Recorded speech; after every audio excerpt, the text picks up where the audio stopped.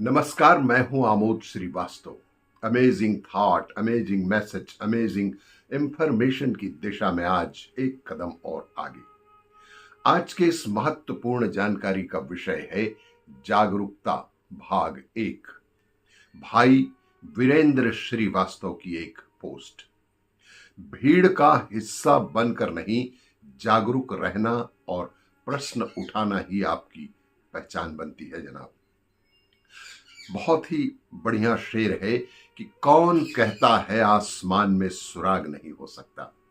कौन कहता है कि आसमान में सुराग नहीं हो सकता। एक पत्थर तो तबीयत से उछालो यारों। दुष्यंत कुमार साहब की ये गजल, एक शेर।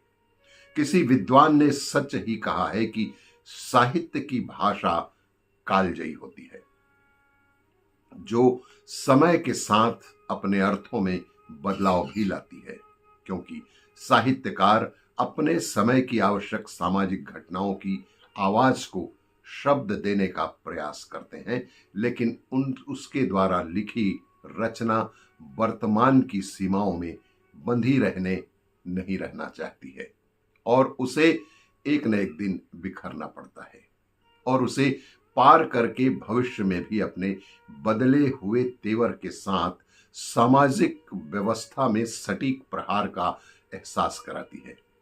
कवि दुष्यंत की ऊपर लिखी पंक्ति को ध्यान से पढ़ने पर यही एहसास होता है।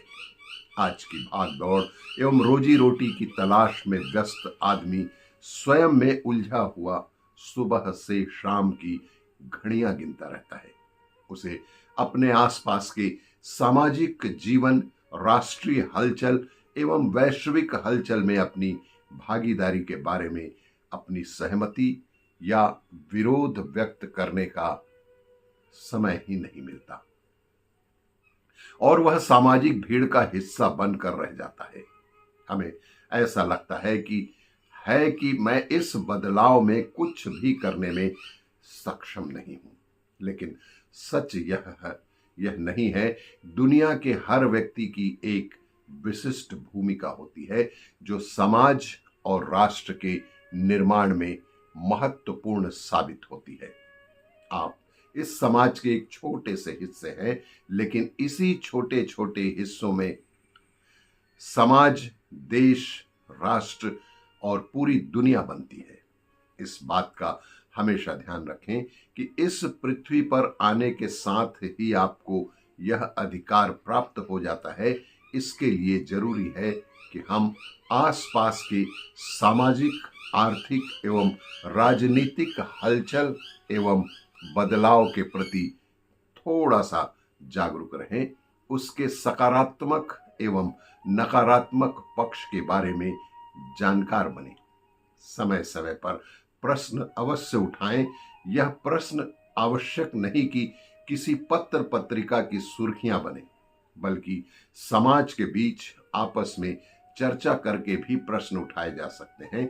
इसी प्रश्न उठाने के कारण सत्ता में परिवर्तन भी होता है और देश और विश्व में बदलाव भी इसी प्रश्न के कारण होते हैं। आपके पास सोशल मीडिया के माध्यम से मित्रों और समाज के शुभ चिंतकों का एक बड़ा कुनबा आपके पास इर्द गिर्द अवश्य ही रहता है। उसमें भी अपनी बात पहुंचाकर आप एक चेतना जागृत कर सकते हैं। इस प्रश्न उठाने का विश्व स्तर पर एक प्रयास भी बहुत ही महत्वपूर्ण है। इस चिंतन के भाग 2 के लिए देखिए दूसरा वीडियो। धन्यवाद।